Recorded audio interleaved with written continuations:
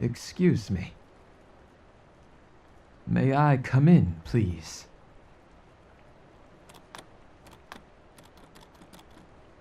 Are you awake? Fine.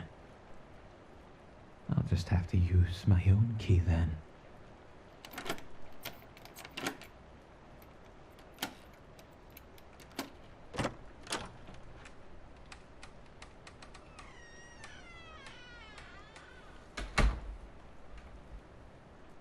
Well, well, well. Would you look at who was awake the entire time? Anyways, my dearest, I must once again apologize for intruding upon your solitude. But you know well by now that leaving you unattended for any length of time does dreadful things to my nerves. I find myself incapable of rest when the possibility of harm, no matter how remote, might draw near. I have served many masters in my years, but you are the singular one who has left me unable to distinguish between duty and desire. You are not a task to be completed, nor a burden to be borne, but a possession I cannot release. Not possession in the cruel sense, but in the way one clings to air when drowning. You are necessity itself. You will insist, of course, that you are perfectly safe on your own. But what a fragile claim that is. Do you not recall the subtle dangers of this world? Ever felt a stranger's glance that lingers a fraction too long? Seems inconsequential to you. But to me, they are potential dangers. And I shall not allow them to reach you. Not when I can shield you with my own care, my own tireless watchfulness that extends beyond the limits of reason. You may call it obsession, if you must. I will not be offended by the word, for it is true, and I embrace it. I am obsessed with your well-being, with your every breath, with your existence that has become my compass. Do you know what happens when you leave the room? Even for a moment. The silence becomes unbearable, stretched like a thread ready to snap. My mind fills with every possible outcome, every grotesque what if that might rob me of you. I feel madness consume me until I hear your voice again.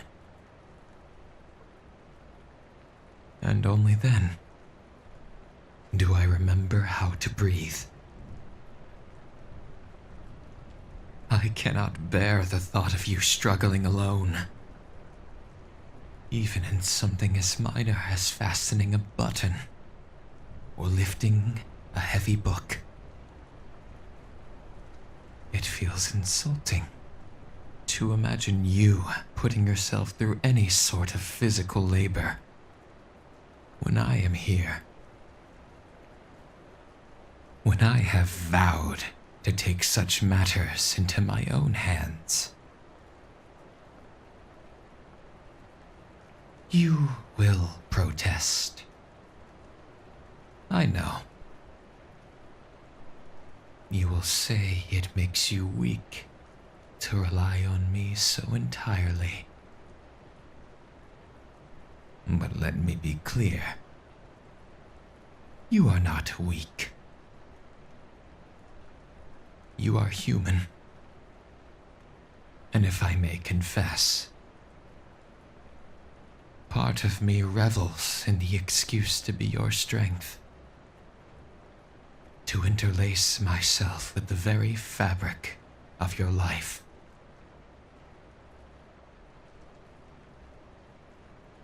Do you understand that I have no desire beyond you? My waking hours revolve around the cadence of your routine. And my dreams, when I am fortunate enough to succumb to them, are nothing but distorted reflections of your image. I cannot even imagine pleasure without your presence. It would be hollow. All that is beautiful in this world becomes laughable compared to the smallest detail of you. Your voice, your gestures, even your silence. It is enough to eclipse everything I once believed mattered.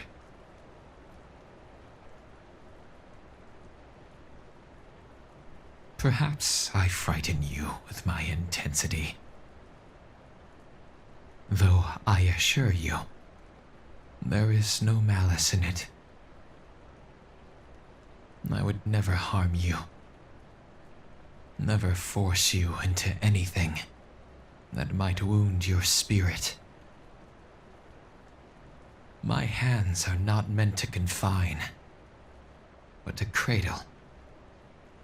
My voice not to command, but to help you keep steady. Obsession. Yes. But harmless in the sense that it will never manifest as cruelty toward you. I am your shadow, following faithfully. Always within reach. Always eager to serve. If my presence feels suffocating, it is only because I cannot endure distance. And for that, I beg your forgiveness.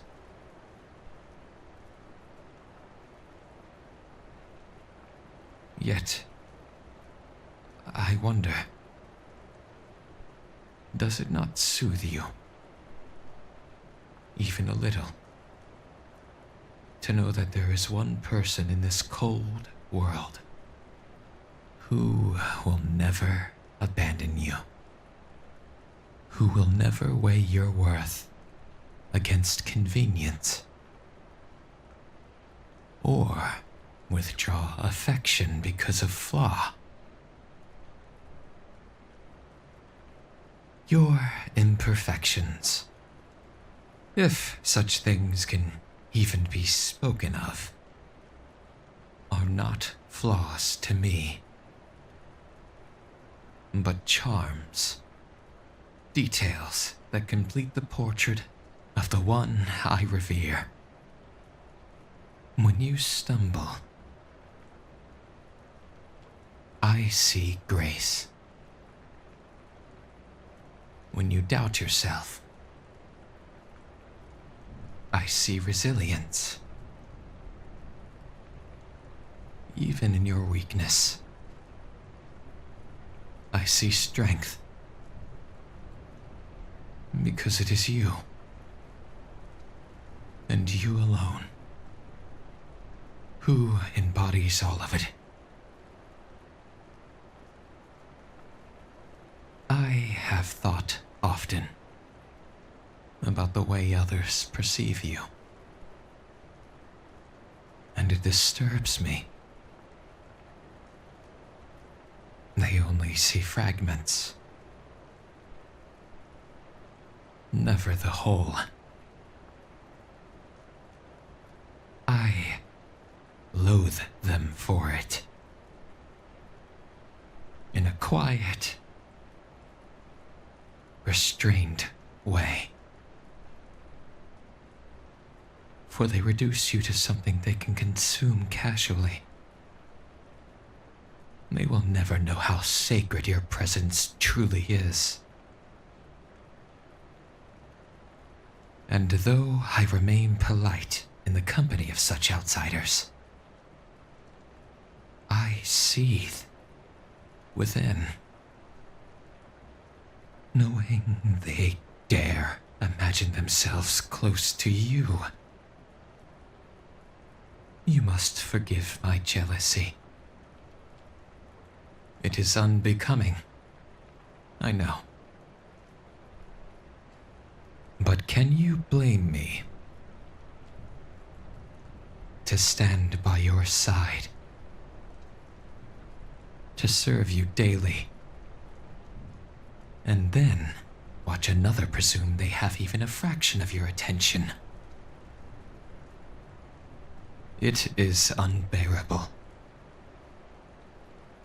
I would never interfere openly, for that would dishonor you. But in my heart, I smother them with disdain. None of them can protect you as I can. None of them can adore you with the same ferocity. They threaten my devotion. They will wither. I will not.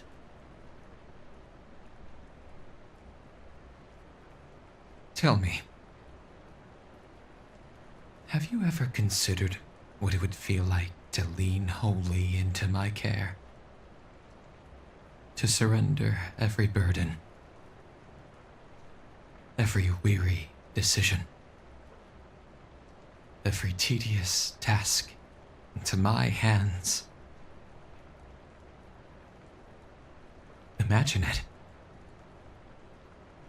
The relief of never lifting another finger,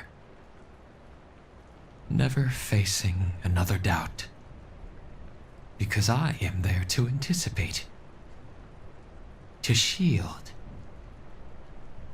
to carry it all for you.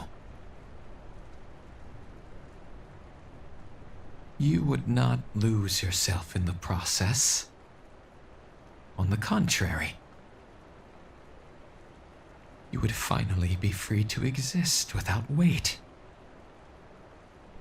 to breathe without fear. I want that for you. I ache for it.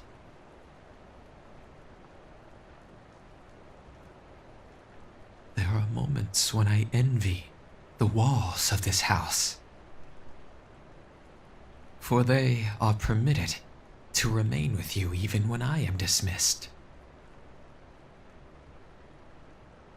They surround you constantly.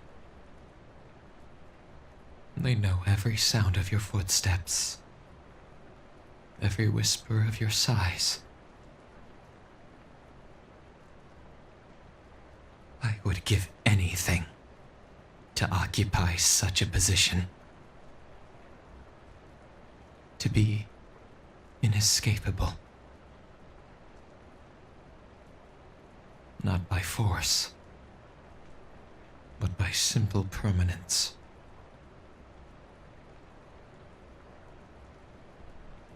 Yet, I am only your servant, bound by propriety. And so I hover at the edge of what is acceptable, straining against it with every beat of my heart. And though I say servant, do not mistake me. There is no degradation in the title when it is in service to you. To serve you is not labor. It is not chore.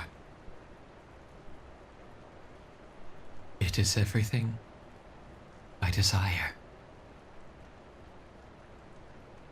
Every task, no matter how small, becomes sacred because it is tied to your existence.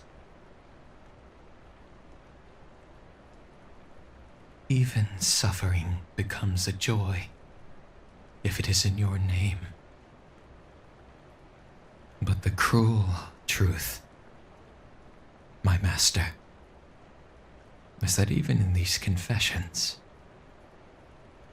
I hold back. I must hold back. For if I were to give you the full breadth of my devotion, if I were to unveil the entirety of what pulses within me, you might find it overwhelming. And that thought terrifies me more than death itself. So I restrain my actions and disguise my obsession with politeness. What you hear is only a fraction. A drop from an ocean I dare not pour upon you. Still, even with such restraint, I cannot disguise the truth forever. My gaze betrays me, does it not? The way I watch you, too intently, too long, as though memorizing you with every glance. Forgive me. I cannot help it. To look upon you is to be reminded of why I live at all, why I endure every waking hour. Without you, I am nothing.